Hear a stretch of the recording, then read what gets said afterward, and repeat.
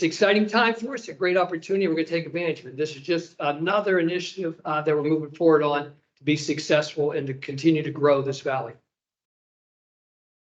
Again, we appreciate conversation today. We want input. I want to hear what you're thinking.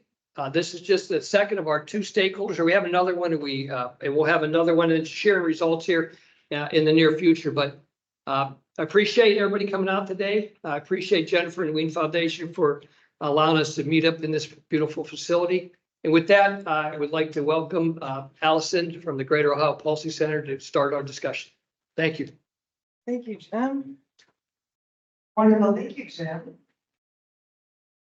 All right, everyone. Trisha, are we cool on Teams? Do you feel like, okay, thumbs up. I mean, a thumbs up from the crew up back. And the slides are working. Perfect. All right. Well, good morning, everyone. I'm Allison Goebel. I am the Executive Director of the Greater Ohio Policy Center, as Jim said, and we are the lead consultant that is assisting in your region in pulling together a regional housing strategy. Now, I have to admit, I had some weird, nasty virus last week, so my voice is a little. So if you're having a hard time hearing me, wave me down. I'll slow down. I'll take a drink of water because I want to make sure that that you're capturing everything that we want to share today. So let me start by just, in case this is the first time that you're interacting with our organization or the project. Let me start by introducing the Greater Ohio Policy Center. So we are a statewide nonprofit championing revitalization across the state. And in particular, we have a fondness and a soft spot in our hearts for legacy communities, legacy regions, such as the Warren Youngstown region. We do original research. We do consulting to local communities, which is what this project sort of falls under. We also have an arm that we have colleagues that are at the State House almost every day, advocating for policies that are supporting communities in their revitalization efforts. We also steward several communities of practice to really help facilitate peer learning and again, sort of kind of building up the army for support around policy recommendations and reforms that we need in the state.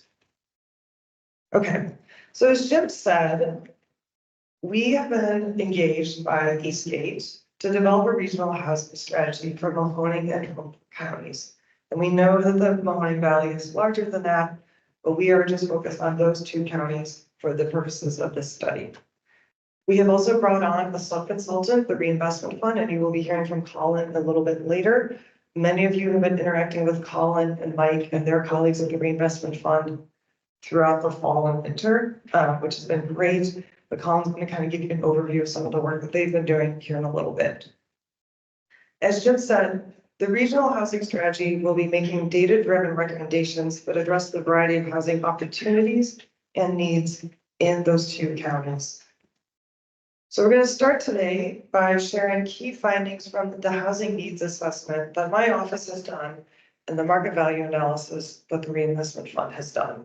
And these are two major components that are feeding into the regional strategy. This is the quantitative data that we are grounding our assessments and recommendations on. So we would love your feedback today because moving forward, we are going to be doing a lot more qualitative research. Many of you have been talking to my colleagues, Erica Spade-Patras and Janine Davis, who's out in front welcoming folks. So we have already been starting to do interviews, but we are expecting many, many more in the spring and summer. But we want to make sure that this data is sort of passing the sniff test, which is why we wanted to share it with you today. So let me just specify that what a housing needs assessment does is identifies the causes and effects of housing issues and the populations most impacted by them. And so that's a little bit of, that's primarily what I'm going to spend some time talking about today. And again, this is just one part of sort of the broader project. When we assess housing needs in a region, we are examining two things. One, if there's sufficient housing that is affordably priced, and if not, what is that gap? And then two, if there are adequate housing choices that match current and expected needs based on demographic numbers. And in the research that we have done that's sitting on our servers at our office, we are looking at how renters and homeowners are experiencing housing needs. And in the report, we are looking at how Mahoning County, how Trumbull County, how Youngstown in the balance of the county, how Warren in the balance of the county are all experiencing different ways, experiencing housing and housing needs differently. So that we do not drown you in data today, I'm not going to go totally into all those geographic variations, but rest assured we do have that information in the report. Okay, so let's just do a little bit of base sort of making sure we're all on the same page here. So big picture, in the two counties together, there's 185,000 households, more or less. So what I'm talking about is literal groups, right? So you might have one person in the home, you might have 4 people within that household. You have about 185,000 households in the region.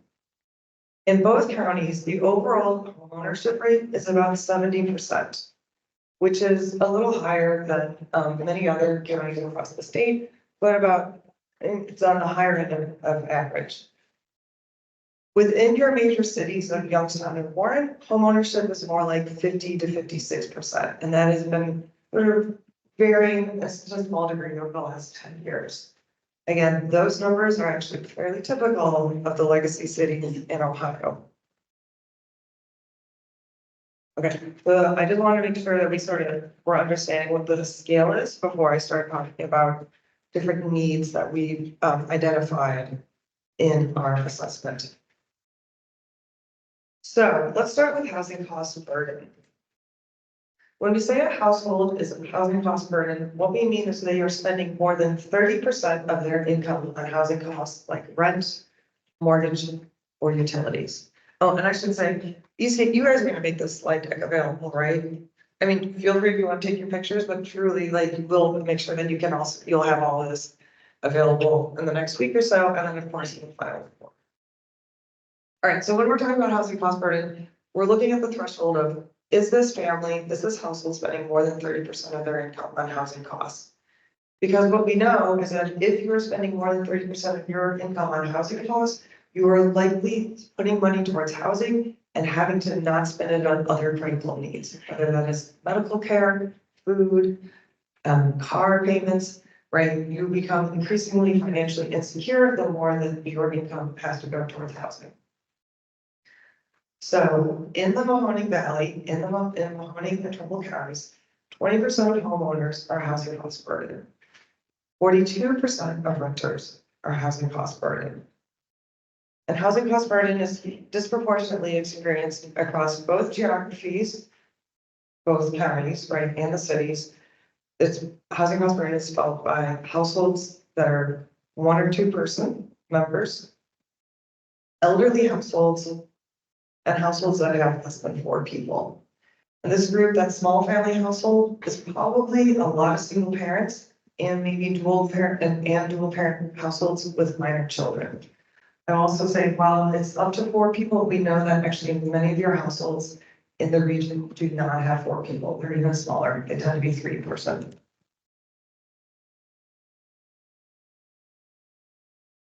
Housing cost burden is not felt sort of equally across the region.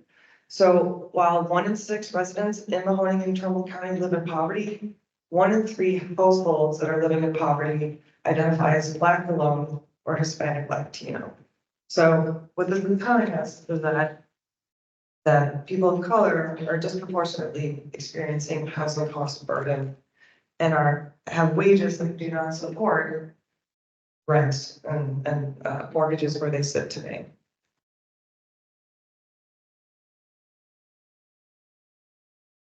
So we look at what rents are, sort of fair market rents are in the region. We look at incomes and then we see how is this all shaking out. And what we find is that to afford a 2-bedroom apartment renting on the free market, a household needs to earn nearly $32,000 a year or work about 60 hours a week at a minimum wage job. Now, nearly a fourth of all households did not earn even $25,000 in 2022, which is the most recent data that we have available.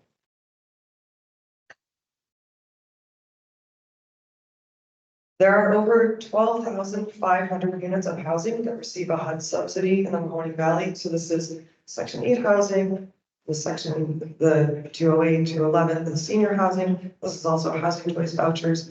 We have over 12,000 units that have some sort of subsidy to make it affordable. Despite that, there are still over 7,500 households that are on the wait list in the metropolitan housing authorities. So between Youngstown Metropolitan Housing Authority, and Trumbull Metropolitan Housing Authority, we have a wait list of 7,500 people. There are undoubtedly more families that are who would also benefit from affordable housing that are just not on the wait list. But we want to give you some sort of the scale of need here.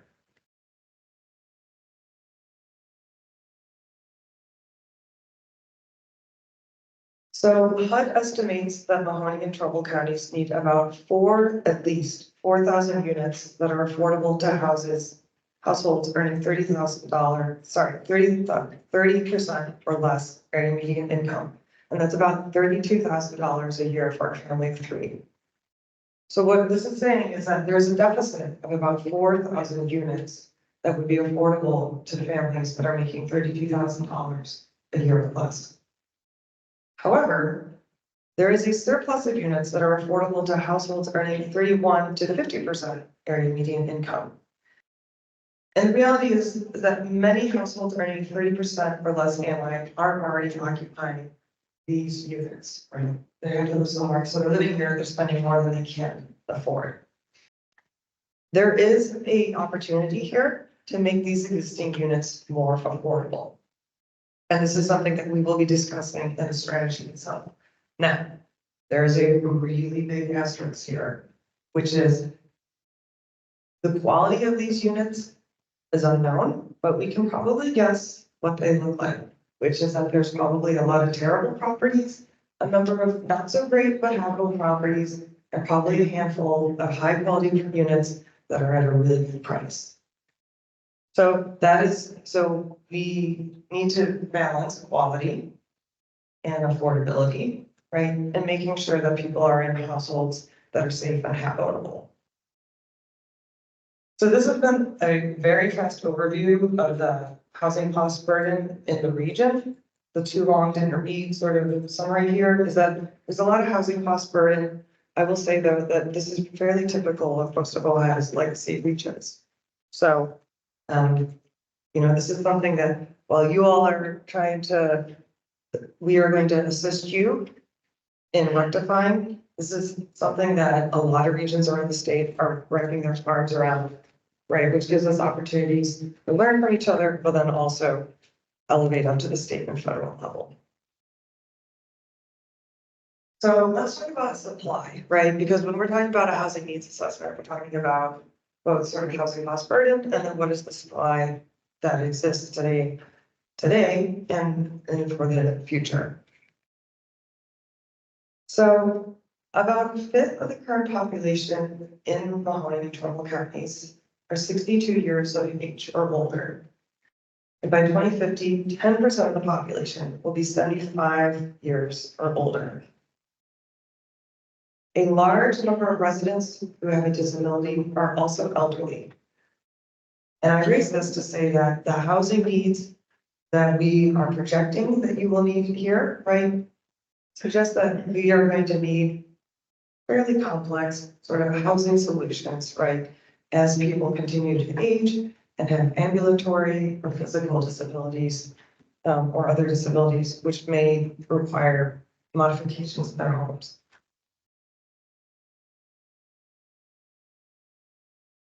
When we did an analysis of the number of bedrooms in the houses in the Mahoning Valley and the number of residents within these homes, we found that there are households that are living in homes that may be too much house at their current stage in life.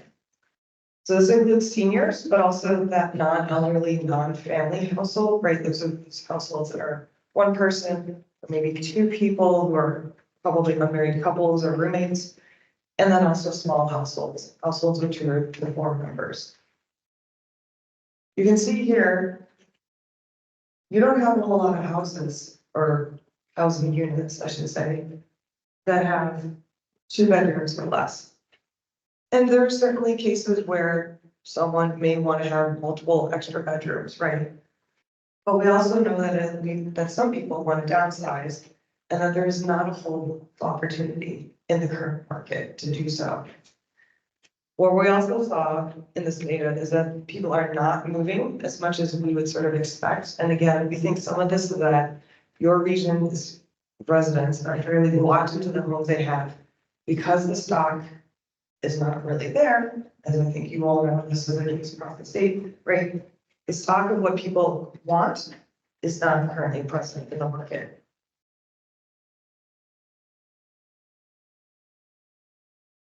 The other thing that we think about is sort of what is the ladder of housing, right? So young professionals need a 1 or 2 bedroom apartment, then they need a starter home, then they need a family home. Then as they age, they might want to retire and downsize, then they might want senior housing. Making sure that there is sufficient stock in that chain benefits everyone. What we are finding is that senior housing, whether market rate or senior housing that has a low income housing tax credit on the project, we know that this housing is needed in the valley and that there are a limited number of senior LIHTC units currently available. And we're still getting the numbers right now of market rate units, but we can assume the supply is inadequate as well. And so again, knowing that you have an aging population that's currently in homes that may not fit their current lifestyles, and that there are other families that want these homes, and as Jim has said, the attraction and retention strategy here depends on younger families and workers who will need those homes.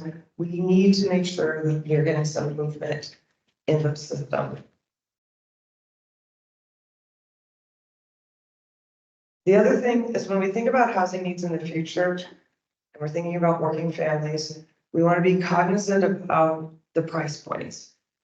So the data from the Ohio Department of Jobs and Family Services suggests that only 4 out of the 10 occupations with the most expected job openings for the region this decade will pay a housing wage. These are these 4 positions: office clerks, registered nurses, heavy truck drivers, customer service reps. This means as we think about the type of housing we need in the future, we need to make sure that housing is priced appropriately. Now, I want to put a big asterisk on this data, which is, this is the best data available that we can access. It comes from the Ohio Department of Jobs and Family Services. It was developed about 5 years ago and covers 2020 to 2030. You all are doing a lot to attract businesses with high wages, industries with high wages. So this is not necessarily like, the preordained future, but this is where looking at trends and the smart people at the Department of Jobs and Family Services is anticipating are some of the largest, and 5 years ago they were anticipating some of the largest job openings in the region. So again, you all can attract and are actively working to attract a diversity of industries here with a diversity of pay price points, which means that we'll also have a diversity of folks who can pay for diversity of housing options. But I want to be really clear that there are only a few of these positions with really high wages the Department of Jobs and Family Services is anticipating. Again, not destiny, but something just to keep in mind as we think about housing in the future. The other thing, in the housing needs assessment, we try to look at other vulnerable populations, particularly those who might really struggle to access housing and who might disproportionately benefit from stable housing. So there are about 400 people a year that come back who are originally from and likely returned to Mahoney or Trumbull County, who were justice involved, who were previously incarcerated and now are out. These folks have an extraordinarily hard time finding housing because of their legal record. We also know that in Trumbull County, there were at least 47 children aging out of foster care in 2022. We couldn't get the data in Mahoney County, but if you have it, we will take it. These are the kids that are aging out of foster care with the age of 18. The system says, best of luck to you. These are the kids who really benefit from having stable housing as they transition into adulthood and the responsibilities of adulthood. Again, both populations that are very liable to slip through the cracks. Both populations who could provide huge benefits to the regional economy if they are in stable housing. All right, I'm going to start to wind this down here, but there's one last major data point that I want to share with you. So we looked at a lot of budgets and looked at the metropolitan housing authorities and the cities and the counties. And we wanted to see how much money is going, how much resource is going towards housing initiatives in the two counties. And in the two counties, so Mahoney and Trumbull County, in the last year or two, you all are spending about $165 million on housing per year. Now, this number is probably a little elevated because of ARPA dollars, but you know what, like there's always money sort of coming and going, right? There are state dollars that are going to be, if we were to do this work in 18 months, that we would count, that is counted here today, the money hasn't been released, you know, so like, we don't need to split hairs here, $165 million. This is including money from HUD that's going to your MHAs. This is CDBG, this is home, this is Let's Save Ohio money, this is the demolition, or maybe it's not the demolition money. This is between the two counties. This is also OFA, the tax credit dollars. This number feels a little low to me, frankly. And this is not a criticism of how resources are being allocated at the local level. This is really, in my mind, a reflection of what federal dollars and the state dollars flowing into the region look like. So that's something else that we are going to be addressing in our strategy, which is to say, like, you know, are you all not getting your fair share of resources, particularly from the state?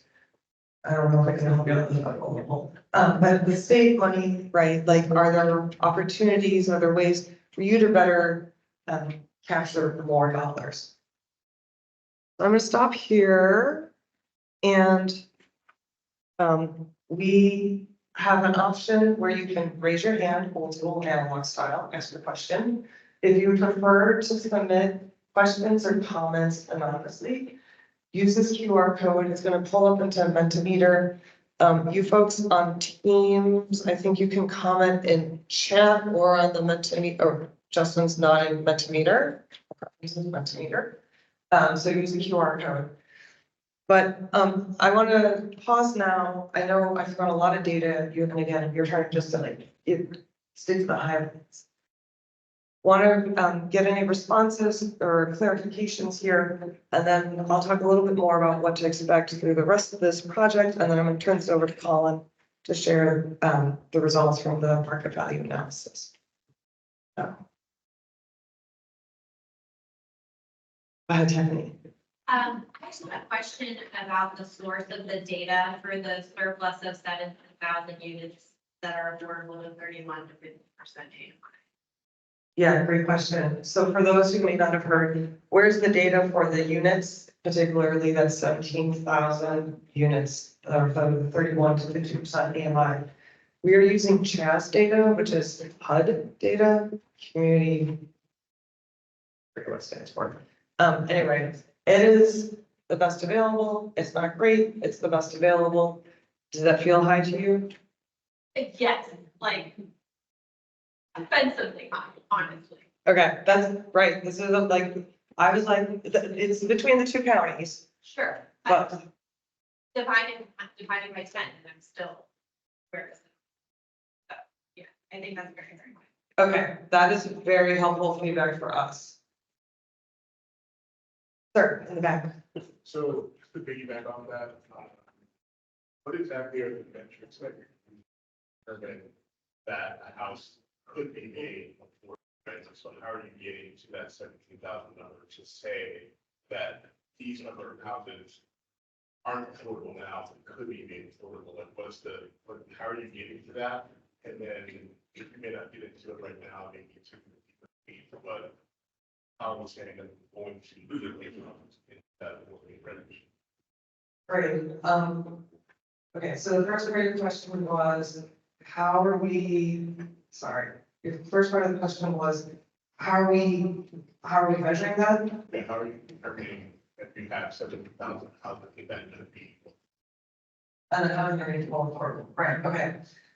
So the way that Shannon's arrives at this number is they say, this is how many people in the population are earning 31 to 50% AMI. And this is how many units that we have surveyed that could be affordable at 30% income, you know, at the housing cost burden threshold. Now, problem with that number, one many, is that you probably have more units that are like priced at the 50% AMI, right? So say $900 a month. And you probably have more residents who are more like 31% AMI. So there's probably still a mismatch there. HUD is not able to get more fine grained than that.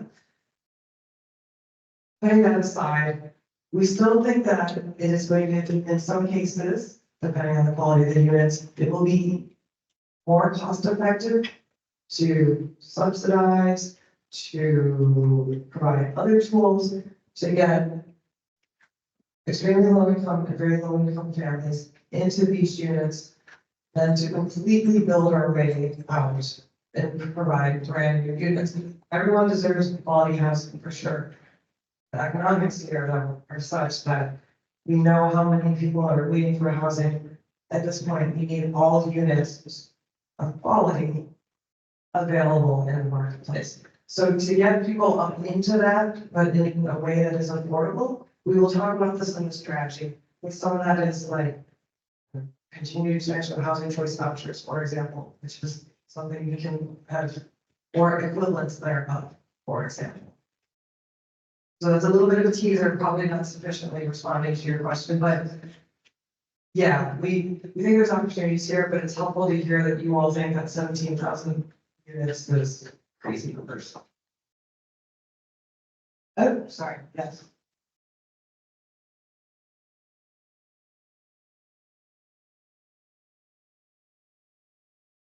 Well, no questions from the audience. All right.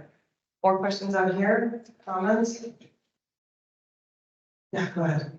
So this might be outside of the context, but as far as like with the housing need assessment, did you have any research or find anything about more market rate or like moderate income housing? Because like, so for example, I own a couple businesses in the area, had 3 people that would help get into houses this year. And they had a heck of a time finding units to buy. And they're kind of at a little bit higher rate. We pay between that like $15 and $20 an hour rate, and they can afford it if they're qualified. But I keep having the sneaking anxiety in the area that we're bleeding young professionals from the area that we're commuting. And like I have tons of anecdotes with that, but I'd really like some research because like for my lobbying efforts in the state, I can find money for moderate income, low income housing, but I can't find anything for market rate. And we're just in a vicious cycle of no one's building those types of units here. I'm losing young professionals to Streetsboro, Twinsburg, in places like that, and they're finding them here instead of living. Excuse me. Yes, we might call that workforce housing, that compared to like the 80 to 120% AMI. Sure. Yeah, this is like the $1 million question, right? Because everyone is struggling with this. I mean, in your case, those young professionals may be interested in the peninsula apartments, although those are probably gonna be higher outside their price point, right? I mean, there are some units that are expected to come online the next year or so. The issue right now is that it's really expensive to build, it's not enough, like, work, you know what I mean, like, we all know this, right? So we're trying to figure that out. There are tools that the state has provided that like YDC and TMP are trying our hardest to utilize, they're not great. We'll have a program, for example, single family tax credit programs. Anyway, what I'm trying to respond to is say, yes, Eric, you're nodding, do we have, we have heard this multiple times, we see this everywhere. So, yeah, I mean, we know this is an issue for sure. Is there any way to get research on how many of those units we're losing? So like, I can say I have this many incarcerated people coming back into the community, I have this many people that fit into these categories, but then everyone stops tracking who's gonna become that next layer of people in your community that that no one had data on it, so every legislator I talk to is like, no, that's not. I think we can deal with that. Yeah, I will defer to my research colleagues, who are here, Erica and Janine. Yeah, we will work on that. It is hard, right? The way that the federal government tracks data is not always as fine grained as we would like. Well, and I mean, I don't want to dominate, but I do think that based off of our current demand and businesses that are coming here, your guys all understanding that answer and going to the state, because we're way under prepared for if any of our mega projects happen, like I need like 400 units, 500 units of like that type of housing, and I don't think that exists. That's what we'll do here. Can we get your card afterwards so we make sure that. Okay, and anyone else who has wants to contribute to that? Because we may very well have to sort of piece together lots of anecdotes, you know what I mean? Yes, And I think to Wiley's point too, if you just look at what's going on in Waltham and we have these people coming in and working, and that's what, 2,000 or 2,500 jobs. If you talk to those workers, most of them aren't living in this area. Most of them are moving, especially our Korean workers that are coming in are going into Akron and Hudson. Some are commuting from Cleveland and come in every day. So even the projects that we have right now, it's just frustrating because we can be getting more and gaining more from that skill of work. It's depressing to see the up to 2030 and what those that workforce looks like when our economic development partners are working so hard to bring in these great projects, but we're losing a lot of that revenue. And perhaps there's anything you can look at just from workforce and where they're commuting from. I think there might be, like, if you're tracking mobile data or something that can say, oh, well, 30% of Altian people aren't living here, or something along those lines. Maybe not looking at the federal government, but maybe current mobile data tracking to see where they're living versus where they work. yeah, that's a great suggestion, thank you. Yes. Sorry, so another question in terms of information tracking and gathering. Like one issue as a developer that I have is if I want to build new construction in an area like Youngstown specifically, one of the issues is being able to find a comparison for new construction in that area, right? So we haven't built a ton of new homes in Youngstown proper in 20, 30 years, it's a larger development. So like for me to go to the bank, right, for a construction loan, or have the financing and say, I want to build a 30 new home, right? They're gonna ask, can you sell it? Now, I can give them my feedback and my story on, yeah, sure, you can sell them because we need them. But banks want to see hard data to be able to support that underwriting of that financing. And so how can we figure out a way to be able to provide some sort of metric to show that we'll be able, once we build these homes, we'll be able to sell them, because we believe that we can, knowing what our demand is and the mission behind it, but at the end of the day, you need hard data to support that. Yeah, this is a huge issue in lots of places. To me, like you see, you guys are trying to crack this a little bit, but it's sort of going on block basis, right? Yeah. We have, but with a great deal of subsidy. So the homes that, and this was a few years ago now, we've done a little bit of new construction for both sale and rent. The homes that we did for sale, and we're about to embark on 3 additional for sale units that we plan to build this summer. The previous homes we built, I want to say within 2019. And those homes at that time cost about $270,000 a piece to build, and the cost now would be significantly higher. We sold those homes for $90,000. So there was a lot of subsidy involved, but I actually, listening to both of you folks, I kind of wonder if there's a way we can get creative in finding out not only how many people are leaving the area that work for Altium and some of these other economic development projects. I would be interested to know what they're paying, where they're staying, right? Because in Youngstown, sure, our home values are so deflated. And the reality is that if somebody's driving to Cleveland to live and buying a home there for $300,000, they'd probably be willing to spend that in Youngstown, but because of our appraisal values, because everything's so far off, like I wonder if there is a way that with your home, we can get creative and proving to the banks that, hey, this demand is there. Like if you're willing to finance the same house in Cleveland, why not here? And our values have increased like significantly, but we're still not nearly where we need to be. And even the work that we're doing on new construction is heavily subsidized even today. So I guess there's 2 parts to what you just said. I think the first is the homes that you sold, and you built, and then you sold that were heavily subsidized. You know, what was the target demographic for those particular homes, and then also how was it marketed? Because one thing with selling a home, it's like selling anything else, you have to market it the right way. And so what sort of dollars are being spent to market it, and who are you marketing to?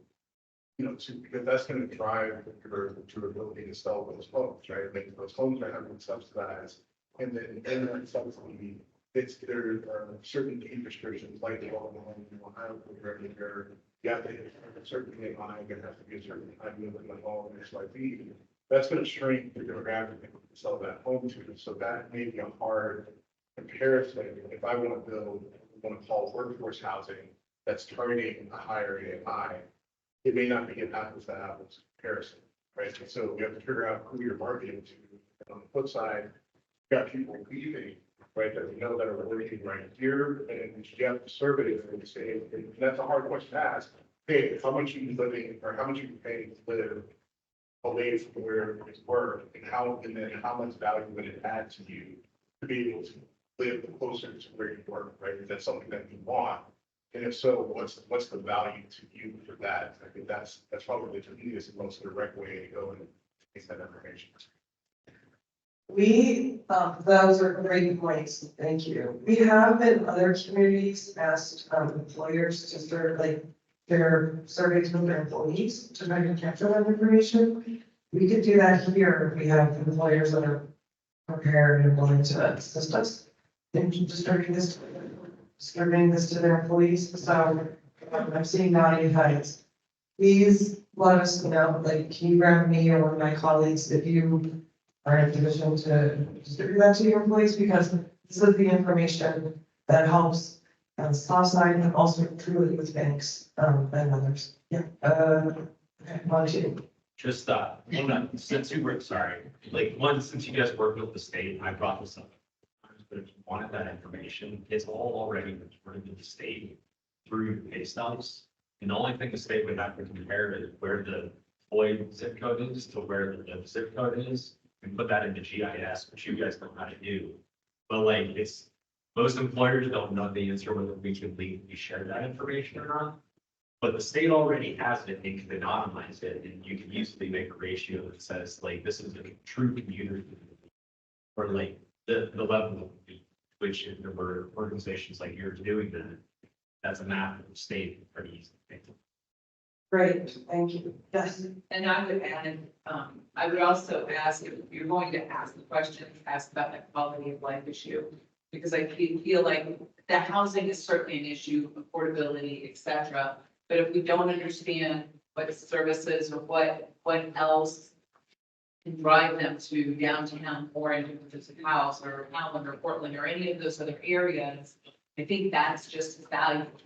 We're talking like with the Altium specifically, they're not getting some of the things that their employees want in a community.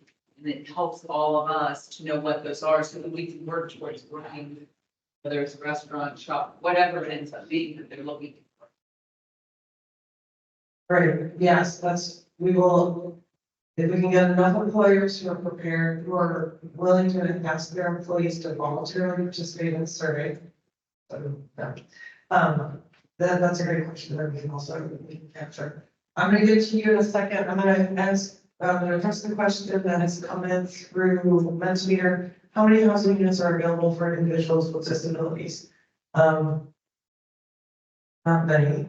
We have that information in the report. I don't have it off the top of my head, but we will have that information. As far as we can tell, your areas, like MRTD boards, do not provide a whole lot of money for housing as compared to other parts of the state where we worked in the past. That's not to say that that's not happening. We just couldn't see it in the budget. We do have some housing units that are for people with disabilities, but students in the report. Yes. So two buckets we have. Moderate, low income, we have market rate. Two sessions going on. Market rate, in my opinion, is something that's controlled by the private sector. But there are development opportunities at the state level. Is any piece of this educating our local officials as to what tools are available at the state to incentivize the developer to expand infrastructure and put in the necessary investment to create the market rate hub? Because I think educating, Jim's point earlier, the mindset is changing, but I think we're still stuck in the 1970s in some places where we don't know what tools are available out there. And they're state offer tools that would incentivize that, and changing that mindset, I think, is a very important factor to incentivize those investments and not subsidize. Right, no, that's a great point. We will be doing, in the strategy, we will basically have a resource of like, this is, we do TIF districts, we do tax abatement, like some of those tools that you're talking about that officials may not be as familiar with or comfortable with, we will have those guidelines. We will not be in a position to do deep dive sort of, education on every single one of them, but we can provide resources so that the community that is prepared to do development, like Campbell or Struthers. We know Struthers really wants housing. The mayor cap is like carrying, 5 more jobs under her one as mayor. Right? So we will, and her peers across the area, right? So we will provide the tools, but we will also, hope that Eastgate can provide a little bit of assistance, and that there's others here that can also really help walk the community through. We can also do that in a limited basis, probably to the side of the strategy. The reality is that there's a lot of tools that are available, and not of them that our officials have so many responsibilities, they don't always know what's available. So we are going to make sure that there's at least a very clear collection of that information so that they don't have to go chasing it down. I think we have about 5 minutes. Are you able to provide more details on the 165 million in the annual public funding for housing? Seems very high. Last time is the entitlement community received about 3.4 million in CDBG. Yeah, so the 165 million is like, I don't know, it's like 30 million going to the Metropolitan Housing Authority, probably more. There's some ARPA money in there. There's PPG, there's home, there's, let's see, so we will, all of this, anyways, majority of this, the majority of the 165 million, I have to say, is really out of, the subsidized housing. That's the largest budget. Next to you. I don't hear. But I'm not a developer, but I do own real property. And I would say that the biggest issue we have, like you said, is some kind of incentivization. That a lot of trying to get houses online, find houses that need engagement. Putting the money into it, obviously having issues where going to the bank has so much red tape that you can't even, not really the process that it happens to look for. Other things in funding these projects. I think I may have, the last 2 years, I may have renovated, but maybe 20 houses together that were all time, but the demand is greater than anything that I can build. The biggest issue you can always have is the work. Contractors rather than all time love. You know, and I've had an issue with finding them, finding the skill set, finding reliability, you really can't find it. I know that's gonna be a big issue, but also from a private to governmental level. But you know, there's a lot of part-time for us to be eye to eye. There's studies, there's insights, there's funding you what we need. But the people who are actually executing, putting these projects together, and doing things, the government really didn't say, hey, can we help you progress your operation? And that's one thing I would say is that government has funding, but do they have the means to execute? Or means to incentivize executing the house law? That's really helpful feedback. Thank you. Yeah, we hear, I mean, everyone's struggling with this skilled trades issue, right? And finding workers. That's a long-term play. While we do talk to technical schools and your schools, right? So that today's students become those electricians, plumbers, carpenters. That's a long-term play though, for sure. In terms of your comment about government money. Yes, that is true. Often, local governments are tied, their hands are tied with the federal government in terms of how the money can be spent, right? And the AMI and local occupants, and so having more flexible dollars, but I'm hearing from you though, that folks like you and some of the work that you're doing, that where you need access to capital, it needs to be flexible with that, and then the AMI restrictions might prevent you from doing this work and this much work as you could possibly do. So we'll work on that, and we'll work on potential solutions for that. There's a challenge everywhere because it doesn't grow on trees, unfortunately, and it should work, but I don't need to be flippant. This is a challenge that everyone is facing because workforce, 80, 120% AMI is such a huge need right now, and there's still a few dollars available. There are other communities that are sort of figuring this out. So we will be bringing those best practices to the strategy and encouraging the local leaders to adopt that. In the back, and then you. I mean, we're talking about housing units. And can we get more information later on single family versus multi-family unit breakdowns? It can be condos, it could be owned or rentable. But I mean, we talk about construction costs, per unit cost for single family, or the unit construction cost for single family is much higher than multifamily.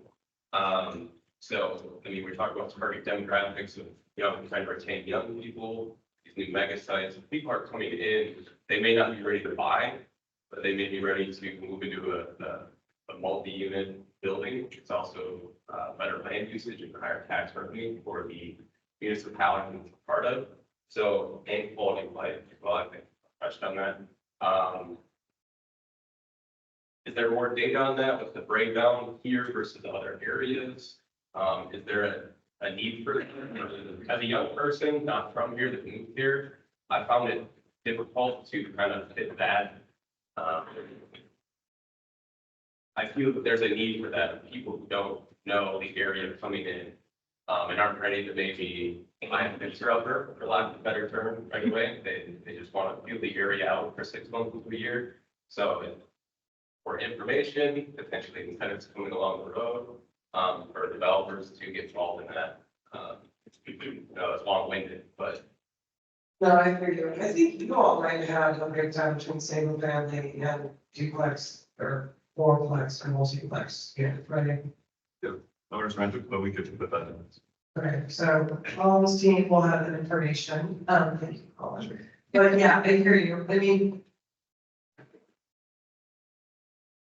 Zoning is going to be important, right, to make sure that we can put duplexes into neighborhoods that are single family, that is something that we'll be addressing a little bit, so, but I hear you. What we are seeing and what I'm hearing today is, right, we need more options so that we can better address market need right now. That's what I'm hearing from you. We have time for one last question. Oh, that's right. Okay. Units that are less than appealing. Will the strategy for safeguards once improvements are made for families to thrive? Will there be safeguards that these folks are moved or left out?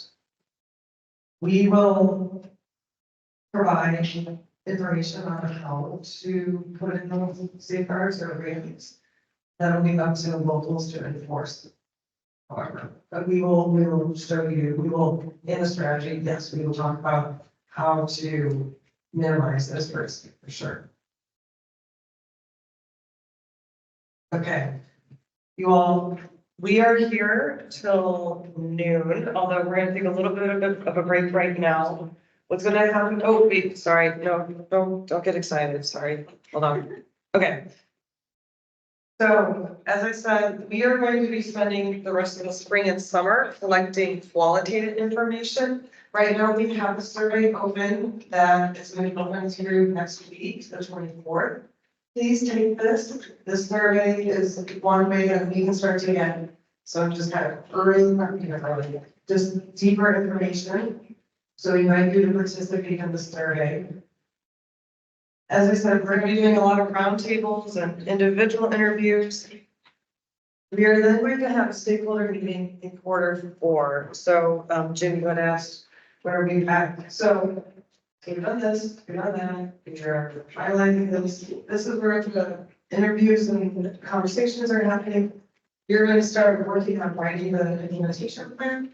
We will come see you probably late Q3, so something like that. That's that, September. And then the intention is that we will give Jim and easy dates, right? The strategy planning really clear. So you will see us in the fall so that you can hear what we are recommending, the strategies that we think are high priority, the areas that we think are high priority we need to focus on, where are your competitive strengths and opportunities. We will be back in the fall to talk about that.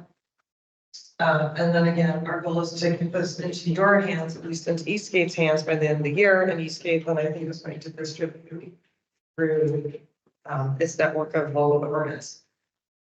Now, with that, I am done. Now, you all, we're going to take a 13-minute break. We're going to start promptly at 10:50 so that we can end promptly. I appreciate your feedback this morning. Thank you. Oh, yeah, good idea. Good idea.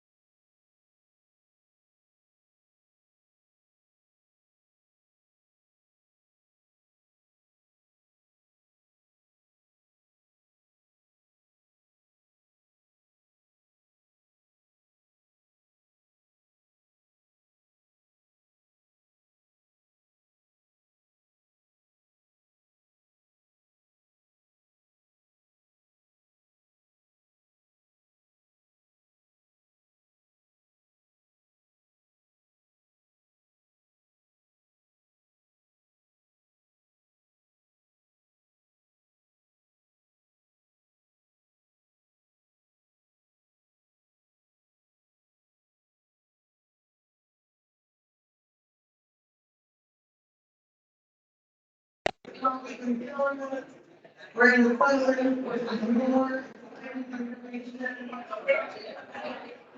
Thank you.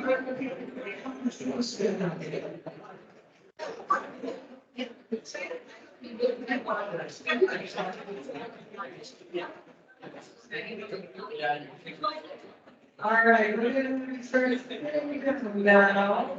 Things in conversation.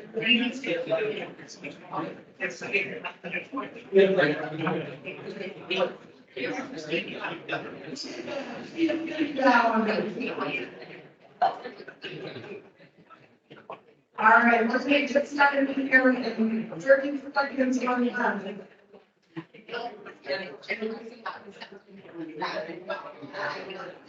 We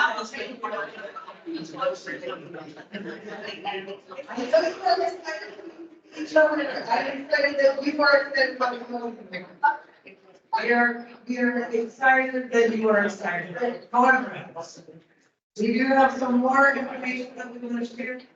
Please mark your tonight. If you absolutely cannot stop talking, you go out into the lobby. But we would love for your attention at this stage. All right. So thank you all. That was a fast 13 minutes. I appreciate you sitting down at your chairs and tables. Thank you so much. All right. Teams, Justin, we're good on the team side. All right. Thumbs up. Great. So I am excited to introduce you all to Colin with the Reinvestment Fund. For those of you who have been working with Reinvestment Fund, because they are experts in data, you probably know Colin, but if you don't, I'm going to make further comments and a little time introducing himself.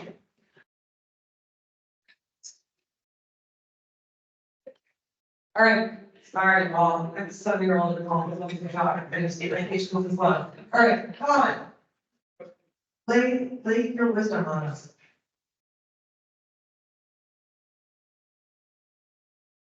Thanks, Allison. Good morning. Oops. Yep. It's all right, we have a boy. So as Allison mentioned, my name is Colin Whiting. I'm the senior policy analyst at a place called Reinvestment Fund. Reinvestment Fund's a community development financial institution. But I'm here representing Policy Solutions, which is a group within Reinvestment Fund that does research, data, and analytics to help communities think strategically about where you want to employ your programs and your dollars for maximum impact across your community. Specifically today, I'm here to talk about the market value analysis, which is something we've been working on throughout the Mahoning and Trumbull County region for the last 6 months. The market value analysis is a data-driven tool. It's a look at your real estate market where we create segments of your market to identify the strengths and challenges and salient housing characteristics in all different segments of the market throughout Trumbull and Mahoning counties. You can see an example on the bottom right here. Those colors each represent a market segment. And the idea is then once you know what's going on in each of these segments, you can think through what are the most appropriate ways to intervene, either to build on the strengths of the markets or help with some of the challenges that might be encountered in those markets, as well as think about where markets might change in a very small area. So we do this down at what's called the census block group level, which gives you a really refined sense of the real estate market throughout the 2 counties and where you might go from an area that's quite strong to an area that has some challenges within a very small area, like just crossing a major road or something like that.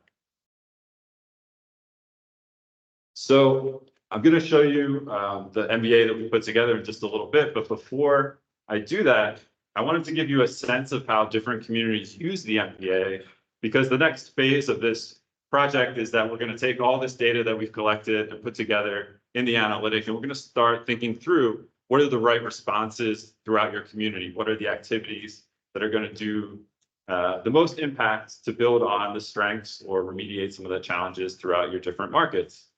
So we've replicated this work in over 40 communities across the country, including some places quite close by, like Akron, in Pittsburgh and Allegheny County as a whole, and places as far away as suburban Denver or Jacksonville, Florida. And communities really have a wide range of uses for this tool. They've done things that can be down to the very specific street or parcel level. For example, the city of Baltimore uses this tool to identify areas where they do strategic code enforcement. So they pick out what they call strategic code enforcement areas, where they prioritize code enforcement to make sure that vacancy isn't moving into those areas and that those areas remain strong, vibrant communities. Other places like the state of Delaware look at the tool from the entire geography. They wanted to incentivize affordable housing in particular parts of the state that hadn't received that investment before. And so they gave qualified allocation points to developers that were building low-income housing tax credit in specific areas that they wanted to incentivize. So we're hopeful that when you see the data, that this is a tool that you can think of if you're working on a neighborhood level, if you're working at a citywide level, or if you're working across the entire region. But these are just some food for thought to give you some ideas before you start seeing the data. Having done this work in communities for over 20 years, we do have some ways that we think are best practices for how to use the tool that we want to pass along to you. The first of those is that public subsidy alone can't create a market by itself. That public subsidy is best used either to remove barriers to help the private market move into an area, or to send a signal to the private market that this is a place that's important to the public sector. We're investing here and we're committed to maintaining vibrancy in this area, leverage private dollars to move into that. The second is that the map that I'm going to show you has a variety of different colors to talk about the different market segments. I'm sure everybody in this room is well aware, like the old homeowners loan corporation maps, which were specifically maps that were designed to say, invest here, but not here. We're showing you the exact opposite. This is intended to be an investment map where you invest in all the different parts of your community, and thinking strategically about what are the best investments that match up with the data that you're seeing about your community. So sometimes we get the question then, well, in a distressed market, what type of investments can we make? And there we advocate what's called a build for strength methodology. So strengths can be a whole variety of different things. For example, we did quite a bit of drive validation of the data, and throughout Youngstown, we saw that there's some really vibrant parks. Those are a great strength that you can build off of. There might be a hospital system that wants to work in its local neighborhood. That's often a really great strength to build off of in some of those areas. It might be a strong community group that's already been working in the area and really understands what neighbors want and need. So when you're working in some of those distressed markets, and we do advocate that you invest again in all your markets, it can be helpful to start with identifying those nodes of strength and building off of them. When we say all residents are customers of the public services, that's what we mean when we're saying invest in all the different parts of your community, that every single member of the Mahoning and Trumbull County community has the expectation of high quality public services. And so it's important to think of strategies for each of these different market segments that I'm going to show you in just a second. And the last thing is that we really believe that the best decisions are made based on data that's been objectively and rigorously analyzed. We spent 6 months both collecting the data, cleaning it ourselves, visiting here 3 different times, and driving around for 3 days at a time to make sure that the data is as high quality as possible and that it reflects the conditions on the ground, so that we can put together this tool for you, which hopefully will help you all get on the same page with a common set of facts that you can use in your discussions and think about, now that we have this data, what are we going to do with it? How are we going to build off of what we see? It's been a while since the first stakeholder meeting, so I just wanted to quickly go through exactly how we put this tool together again, just as a quick refresher. As I mentioned, we collect as much administrative data as possible. We do that because that's often the finest grained data that goes down to the address level or the parcel level, and also because it's the data that you collect about your own community. And so it's often the most accurate as opposed to census data, which is accurate, but it tends to be bigger geographies, and it might not be as timely as the data you collect about yourselves with things like code violations or permits or things that could be just a few weeks old. We manually inspect all that data, so I'll show you in a little bit all the ways that we've driven around both counties. We've had, I think, close to a dozen folks join us during our validation. So I see some of you in the room. Thank you for your time and your expertise. It's really helpful to us in understanding that the data is an accurate representation of how you see your community and your real estate market.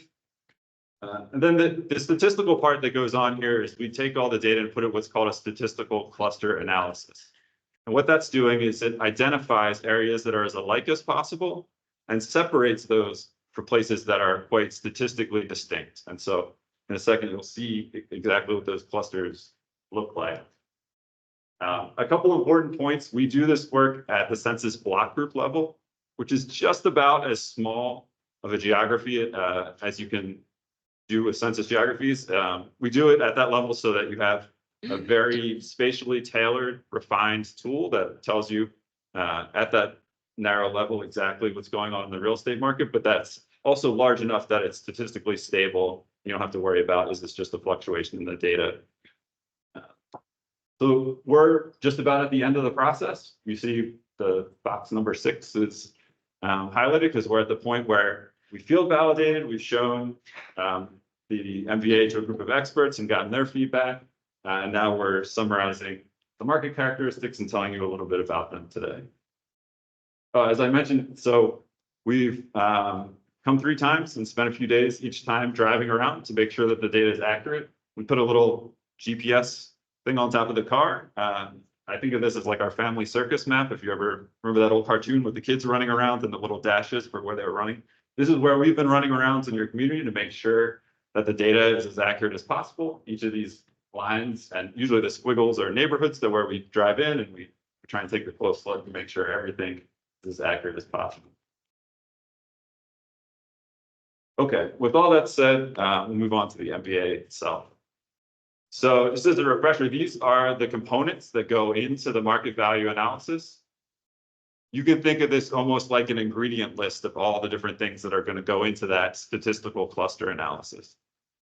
We have measures of value, which are the typical sale price in an area, as well as the variation in that sale price. Investment activity that you see through residential building permits. And one of the things we learned from driving around was that there's quite a bit of investment activity that's going on that might not be permitted. And so we also put in an indicator of where there's sale flipping going on. So places where you see that a home has sold and resold in a short period of time, but usually for, say, twice the first price or 4 times the first sale price, usually indicating that some kind of work was done, even though we don't see a record of it in the actual official permit data. There's also measures of distress and vacancy. So those include residential vacancy, both as vacant land as well as vacant structures, code violations, and that's just the fact of a code violation. And tax delinquent parcels, that's a proxy that we're using for where there might be homeowners that are in some kind of financial distress and aren't able, therefore, to reinvest in their property. They might not be able to keep up with all their maintenance costs. And so you want to be cognizant of where folks might be in a little bit more financial distress, because that's often places where you'll start to see deferred maintenance issues, because people might not have the wherewithal to keep up with the maintenance requirements in their property. The last set of things are some important housing characteristics. So somebody brought up multifamily housing. We look at the density of housing units, which gives you a sense of the lot sizes, as well as the presence of multifamily housing or not. Look at the mix of owners and renters in an area. And the last thing is looking at where the rental market is being supported by some residential subsidy. Those are in almost every case federal subsidies like low-income housing tax credit dollars, public housing, housing choice vouchers, things like that. But I should say, as I move along, if you have any questions, because there's a lot of information, please feel free to stop me at any point. I'm happy to answer any questions as we're going along. So, yeah, in the back. Yeah, you mentioned deferred maintenance. That definitely can highlight a financial struggle, but I noticed you can't really data on this, but what about the educational struggle on that? Some people don't understand or get to know what maintenance would need to be done, either exterior, interior, on their homes, and their programs that local officials here can distribute to their citizens that can help the citizens or homeowners understand why this maintenance should be done. Maybe programs that can help subsidize it or financially struggling, but I think education is a big point with that as well. That they may not know that it needs to be done, or the benefits of getting it done when they want to move, or if they want to move, that it can increase their home value. Right, that's a great question. So we don't know the why of the deferred maintenance, but I think that you raise a great point that it is very often that people might not understand all the needs when they move into a home. I think everybody who's a homeowner has had the experience of being surprised by some of the needs of their home. And so education is definitely an important way to address it. I come from the city of Philadelphia, and we've had a long-running program to help people reinvest in their homes, especially low-income folks. And it's been one of the most successful programs in terms of the dollar for dollar spend, the dollar that the city get back later, because by helping people fix their homes, when they resell it, it's at a higher value, which generates tax dollars. So there's really a virtuous cycle oftentimes. I don't know the specific programs here, but I think when you are thinking about how to use the data, that's a great thing to advocate for and say, we have some areas where there's clearly a need to help homeowners reinvest in their home. Another thing I'm going to show in a little bit is some lending data. I think another thing you want to think about is, are people able to access the credit that they need to be able to reinvest in their home if they're not getting that in a subsidized way? And those two things together can be some subsidy paired with people having access to good credit can really help prevent those sort of deferred maintenance issues and get back on like the virtuous cycle of having good housing conditions. Okay, so to orient you to this map, you see on the bottom right-hand side that there's a series of colors. There's 9 different, what we call market types. Each of those market types represents a constellation of those characteristics that we talked about, places that are all very alike on that set of things that we just discussed, like home sale prices, investment levels, distress levels, housing characteristics. And they're very statistically distinct from the other colors around them. So if you're looking at those purple areas, which you see all the way down in the southwest, all the way up in the north, and where it says Outlands, and then also in parts of Liberty, even though those are very different geographic parts of your region, they're parts that share a lot of commonalities in what's going on in the real estate market. They are distinct from some of those blue areas, which may be nearby, but have different housing characteristics that we'll talk about in a second. So this table tells you the typical characteristics for each of the different market types. The first thing it tells you is how many block groups were identified in each of those market types. And then as you go across the rows, it tells you the average value of all the block groups in that area. So if you have the map and the table together and you're interested in a particular area, and you see that it's, for example, that light green color, you can go across that row and see what you'd expect to be the typical values in that area. That would include home sale prices that are typically somewhere in the $90,000 range, more homeowners than renters, about 2 to 1, a little bit of investor flipping, some vacant land area, although less than across the geography as a whole, and predominantly residential land uses. Just as a reference on the bottom here, we have the average block group values across both counties. So you can see how each of the different market types compares to what the average block group looks like across the counties.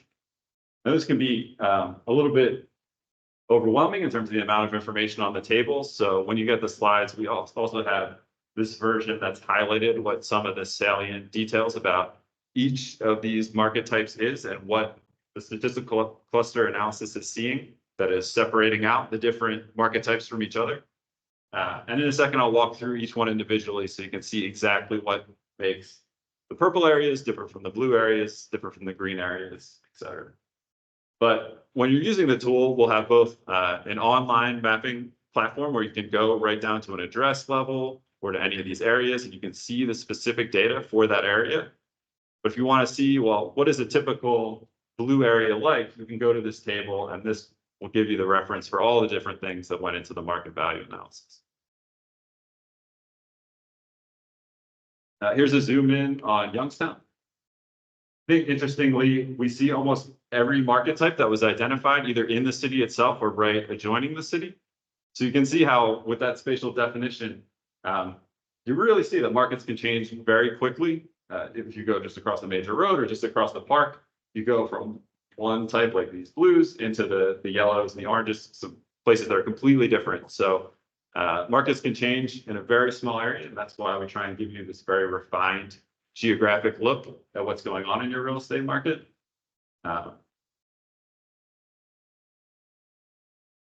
Here's zoom in on Warren. And similarly to Youngstown, you see just about every market type represented within the city of Warren. In the eastern part of the city, you actually see that the market types change almost block group to block group as you drive across the city. And if you were to go out and later today drive down through those market types, you'd see how the real estate conditions change as you go from area to area. So when you're thinking about how to use this tool to do any sort of really refined, geographically specific interventions, it's helpful both to think about the area that you're interested in. So say the area you're interested in is that blue area that's in the eastern part of the city. It's also helpful to think about what's around the area that I'm interested in. So on the one edge, I see there's some purple. On the other edge, I see there's some green. So you get a sense of what are the areas around it? Where is the real estate market strong? And where can we pull off of some of that strength versus where do we maybe need to do some work to shore up some of the issues of distress or other things that we see in the market.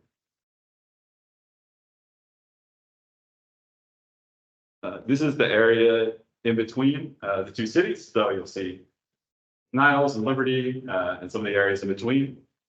There's just a few pockets of distress in those areas.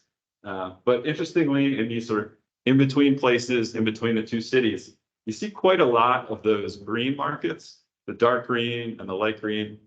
And those are really important places because they're essentially the tipping point markets for your geography. They're the places that with one push in a good direction can become really strong places for people to live. They can support housing development perhaps, but a push in the wrong direction sometimes can lead to further issues. So those markets that you see in the green are right in the middle of your market types and are often really important places to think about. How do we keep those middle markets strong and vibrant for everybody?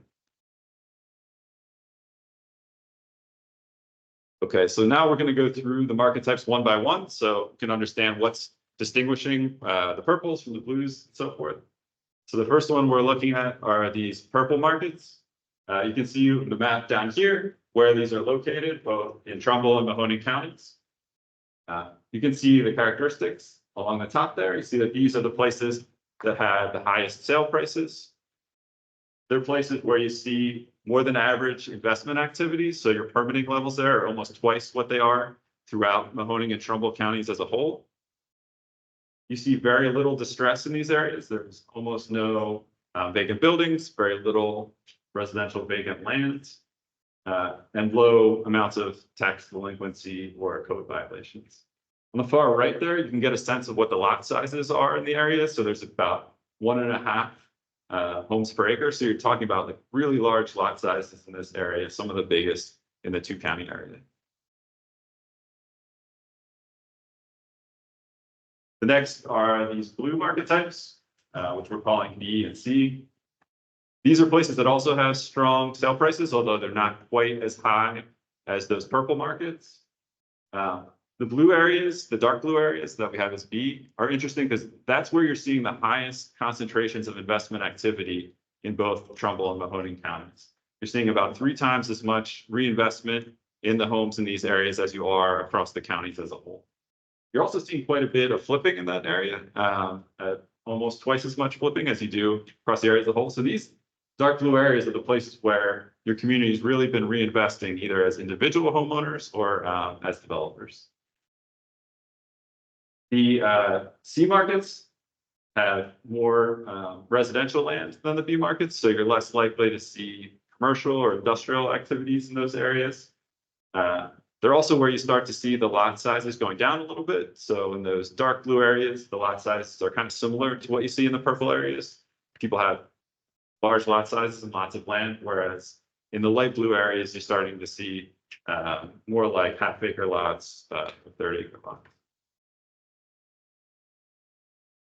So I mentioned these green areas a little bit earlier. Oh, I'm sorry. One more thing I want to highlight about these blue markets is that you see that the total number of block groups analyzed was 326, and there's over 100 that are in these blue areas.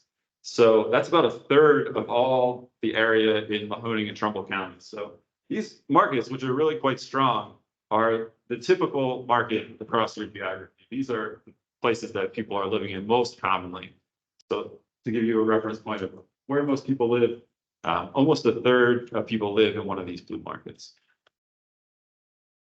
Okay, so now we're gonna move on to the green markets. These are places where the sale prices dip a little bit below the average for the two counties. They're places where you see quite a bit of flipping activity in the light green markets. So you see some of those spaces in Warren. We talked a little bit about how you'll see them in between, or places like Niles. These are places where you see quite a bit of investment, but it's not as commonly permitted as you see in those B and C markets. But there is quite a bit of reinvestment activity going on in these places.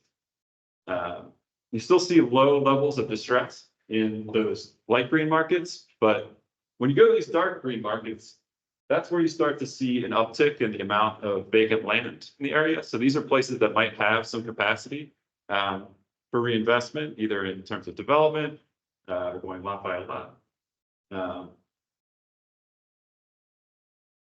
And the other key characteristic is in D, you start to see that there's a little bit more housing units per acre. So these are places where you're probably likely to see some apartment building, a little bit more multifamily than any other market types that we've talked about so far.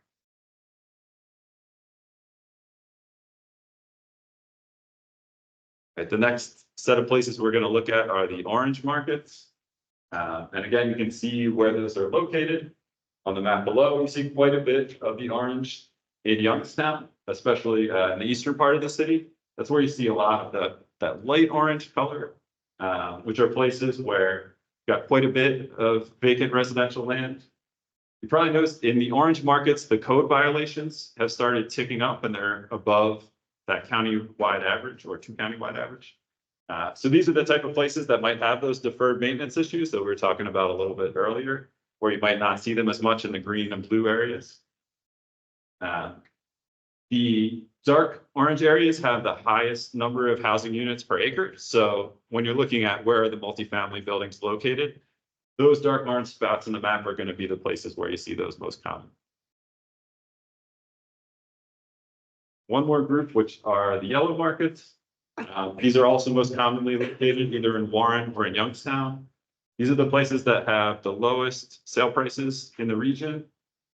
They tend to be the places where you see the highest levels of housing distress. And these are really the only markets where we saw concentrations of vacant buildings. One bit of good news is we didn't see many vacant buildings in the greens or the oranges, but you do start to see those tick up in these yellow areas. And you'll also see that these are areas that have a fair amount of rental subsidy in the market. Interestingly, in a lot of places we work, we see really concentrated rental subsidy. But here you see that your rental subsidy is spread out between a bunch of different market types, which is a good sign. It means that the subsidy is being used the way it's intended to give people access to a variety of different market types. Okay, so that was a tour through the whole MBA and then through the particular market types.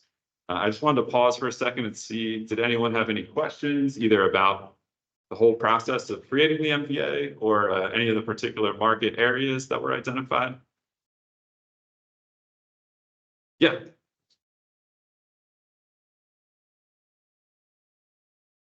Mm-hmm. Yes.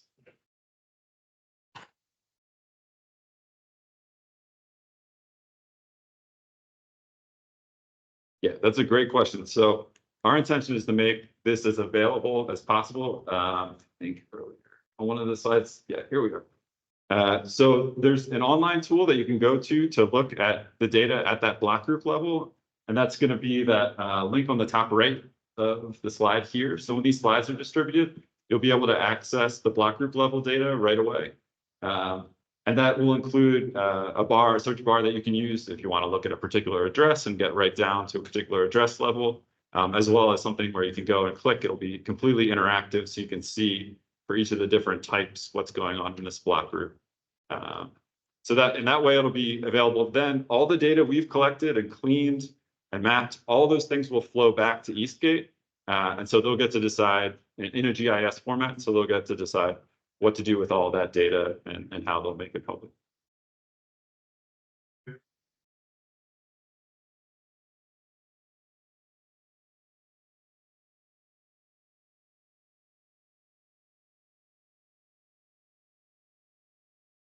Hmm.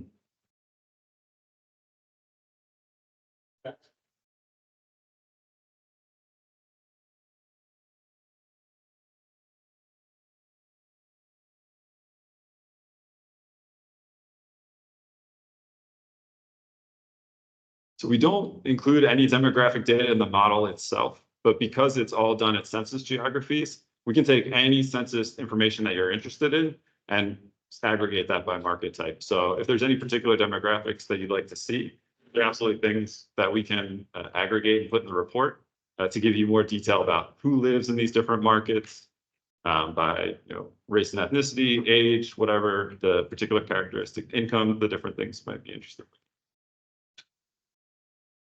So if you have any thoughts about that, ideas, that'd be great. Mhm.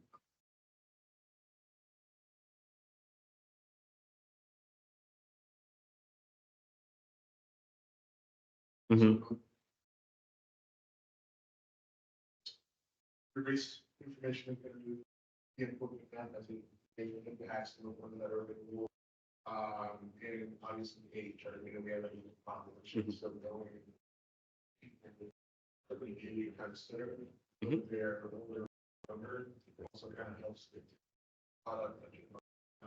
in that area. Okay, yeah, we can put all that data together and do it by market type, so you can see across the whole region and each of the different market types, what do those things look like? Be happy. Sure. Thanks. Yes.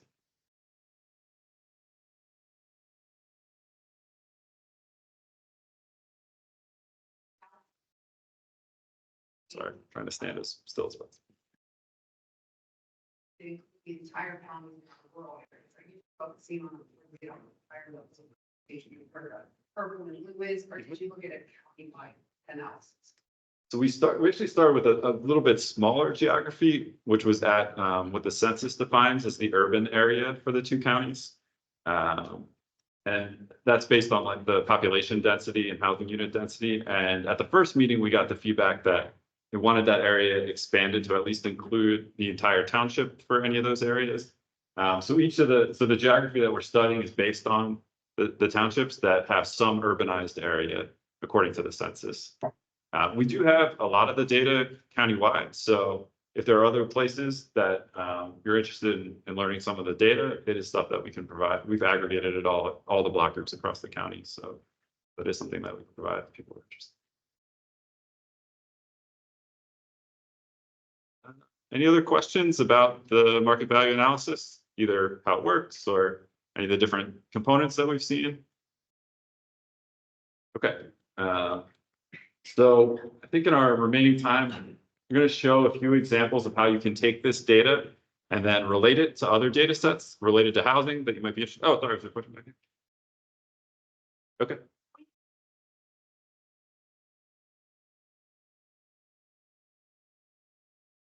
Yes, so yeah, sorry, a lot of tiny numbers, right? So yeah, there'll be an online map that you'll be able to look at each of the components individually, and all the slides will be shared. So you'll have both the map and the table as slides, but then you'll be able to search on the online map, and it's interactive, so you can search for an address and go and click on individual block groups and look at it that way. And all the GIS data will flow back to Eastgate, so you can use it to overlay with other things that you're interested in. Is there a question back here? Yeah.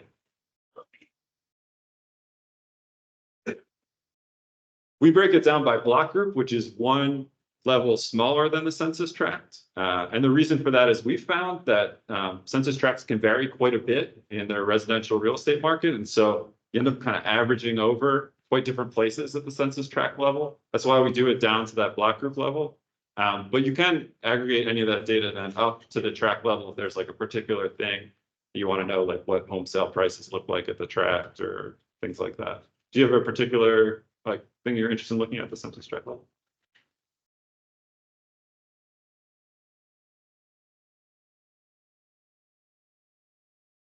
So income isn't one of the components of the model, but the next things we're going to talk about are what we call overlays, which are when you take the data and put other things on top of it. So here's an example. This is investor purchases, but you could take that low and mod income data and essentially overlay it on top of the MVA with GIS or other capabilities and be able to see which of these markets line up with where low and mod income homeowners live. Sure. Any other questions before I talk about the overlays? Okay, so the first overlay that we're looking at is an analysis of mortgage credit by the different market types that were identified in the market value analysis. This is data that comes from Home Mortgage Disclosure Act, which is an incredible resource across the country that gets data on every single loan application made across the country and tells you things like was the loan originated or not, who tried to get the loan, what are their important characteristics, and then it tells you at a census tract level where that application was made. So we move the MVA up to the tract level so that we can compare it to some of this mortgage credit data. I think one of the pieces of really good news we saw here was that on this left-hand side, you see the origination rates by the different market types.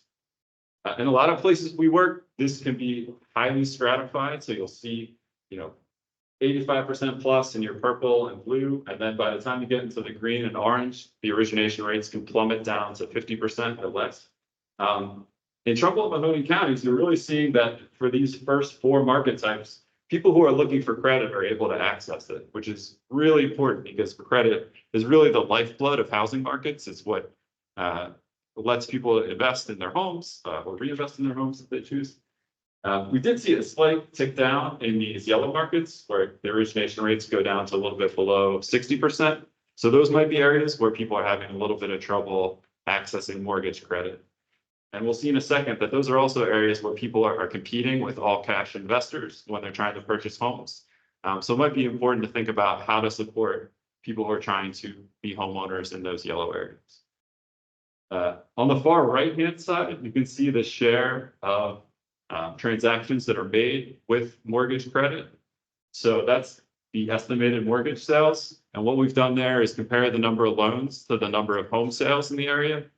That gives you a sense of where homeowners are able to get credit and mortgage their home. So in those purple areas, you see almost everybody is using a mortgage to purchase their home. In the blue areas, most people are. But by the time you get down in those orange and yellow areas, you're seeing below 50% of sales are associated with a mortgage, which means that probably folks are either competing with investors who are able to purchase homes for cash in those areas, or for some reason they're not able to access mortgage credit, which can be really important, especially for building home ownership for low and moderate income people. We did look at who the big lenders were at each of the different market types. And I think another piece of good news is that you see the same names in all the different market types, which shows you that all your banks are really active in all the different segments of your market, which is good because we don't see this pattern in many other parts of the country where you see banks that might not lend in particular market segments. So that's encouraging to see. Next, we're going to look at investors. So this map is shaded by the share of investor purchases. For all the purchases in the auditor's data, we go through both the buyer and the seller, and we look for things like LP or LLC. We look for people that own 5 or more properties and define them as investors. And then we see where those investors are making purchases. You can see that the highest concentrations are within the cities of Warren and Youngstown, You see in some of those places, you've got block groups where half or more of the transactions that are going on are purchases by investors. So those are places where investors might be crowding out homeowners or other people trying to purchase in the area. We break all those transactions out by what we call the direction that the transaction's going. So is a transaction going from a homeowner to an investor, which might concern you about, are you losing homeownership in an area where you see lots of homes being sold from homeowners to investors? Or vice versa, are you seeing homeowners purchasing from investors? We break that out by all the market types identified. I think the key on this table is to look at those two middle columns. So in the first, you see the share of from non-investor to investor. Put it another way, the share of homeowners that are selling to investors. And then in the second, you see the share of home transactions where an investor is selling to a homeowner. The good news is that in all your market types, you see more or close to the amount of transactions that are going to homeowners as you see coming from homeowners. It's a little bit different just in the eye areas, I think, but I think in all the rest, you see that homeownership is being built by investor activity rather than seeing lots of transactions where investors are buying homes, holding them to rent, and crowding out homeowners.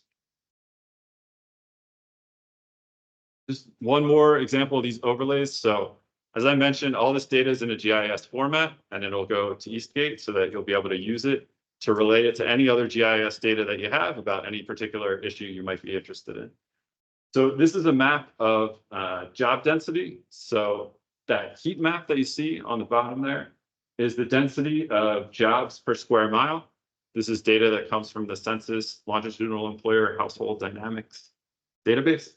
And then you see transit lines are overlaid on top of that, so you can see how jobs relate to transit access.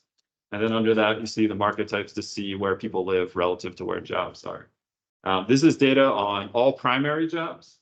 One of the interesting patterns in your area that I don't think I've seen anywhere else I've done this work is that generally you see one or two huge concentrations of jobs, and then it just kind of peters out very quickly once you get outside of central cities. You actually have a really a bunch of different nodes of job activity. You see like a high amount there in Austintown as you get down to Boardman, as well as in Warren, Youngstown. There's a big cluster just above that Niles label. So the jobs in your region are really all over the region, which can be good news for people in terms of getting to jobs. But I think you also importantly have to think about for people who might be trying to access those jobs, are they able to get there through transit or other means, or are they limited to just places that they can drive? And that can be this important when looking specifically at low and moderate income jobs. This is where I think the transit overlay is really important because you want to think about where do those folks live and are they able to get to these job centers and access the jobs that you all are working hard to create in your region through transit. So that's just one example of the type of analysis you can do with this data.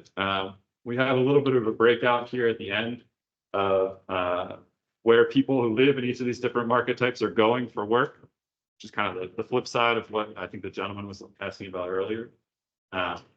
But you see in all the different market types, there's really a diverse set of places where people are going to work. So that's also good news. People aren't finding themselves concentrated in one particular area or another. So I think that's all the data we had to show. If there's any other questions, I'm happy to answer those now.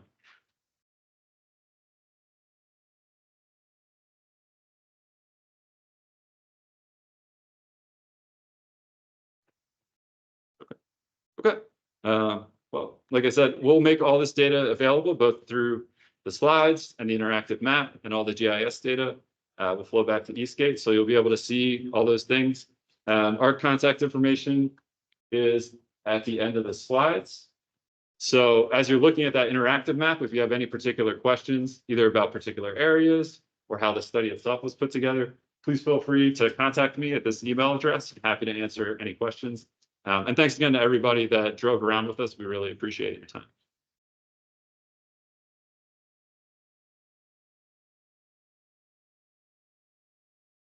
Colin. Thank you all for sticking with us for so long. I know some of you guys are at 9 o'clock and 2.5 hours later. So thank you for being here. It's great to see so many people sticking around. As I had said earlier before the break, as I said earlier in the break, before the break rather. Here we go. This project, only about halfway done, right? We've gotten all this incredible data from an analysis of reinvestment fund, thank you. My office has needs assessment, but really now it is go time in terms of developing a strategy and sort of what happens. What is the blueprint, what are the next steps for you all? And that is what we'll be working on this spring and summer, coming back to you in the fall with that information. And with a final delivery by the end of the year. Here is our contact information. Some of you came up to us during the break, which we appreciate. If we didn't have a chance to connect, then we still should. We will stick around for a little bit here afterwards. So you can also get a hold of us in our emails, phone numbers, etc. Are there any final questions, comments, feedback that you want to share before we start to land this plane today?